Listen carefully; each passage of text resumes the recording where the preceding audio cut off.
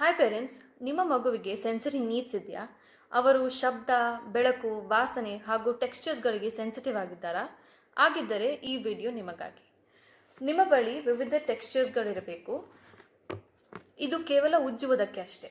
ಮಗುವಿನ ವಯಸ್ಸಿನ ಮೇಲೆ ಸೈಜ್ಗಳನ್ನು ಬದಲಾಯಿಸಬಹುದು. ಇದರಲ್ಲಿ ಪಾತ್ರೆ ಸಹ ಮಾಡ್ಬೋದು. ನಿಮ್ಮ ಮಗುವಿಗೆ ಇಷ್ಟವಾಗುವಂತಹ ಟೆಕ್ಸ್ಚರ್ಸ್ಗಳನ್ನು ಉಪಯೋಗಿಸಿ. ಇದನ್ನು ಮನೆಯಲ್ಲೇ ಮಾಡ್ಬೋದು ಅಥವಾ ಹೊರಗಡೆಯಿಂದ ಸಹ ಖರೀದಿಸ್ಬೋದು. ಇದನ್ನೊಂದು ಸೆನ್ಸರಿ ಬಾಕ್ಸ್ನಲ್ಲಿ ಹಾಕಿ ಇಟ್ಕೊಳ್ಳಿ. ಮಗುವಿಗೆ ಶಬ್ದದ ಸೆನ್ಸಿಟಿವಿಟಿ ಇತ್ತಂದರೆ ಹೀಗೆ ಸೌಂಡ್ ಮೇಕರ್ ಸಹ ಉಪಯೋಗಿಸಬಹುದು.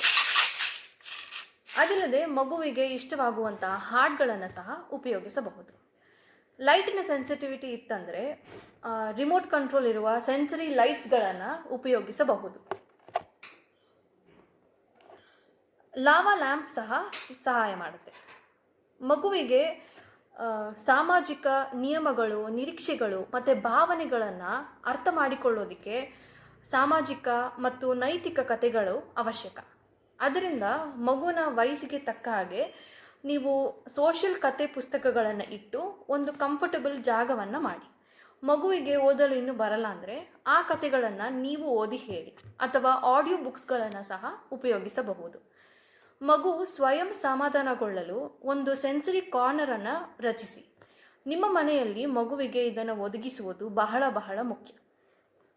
ನಿಮ್ಮ ಮಗುವಿನ ಸೆನ್ಸರಿ ನೀಡ್ಸ್ಗಳನ್ನು ಕಮೆಂಟ್ನಲ್ಲಿ ಹೇಳಿ. ನಿಮ್ಮ ಮನೆಯಲ್ಲಿ ಸೆನ್ಸರಿ ಕಾರ್ನರ್ ಸಿದ್ಧ ಮಾಡಲು ನಾವು ನಿಮಗೆ ಸಹಾಯ ಮಾಡ್ತೀವಿ. ಇನ್ನಷ್ಟು ವಿಡಿಯೋಗಳಿಗಾಗಿ ನಮ್ಮನ್ನು ಫಾಲೋ ಮಾಡಿ. Thank you.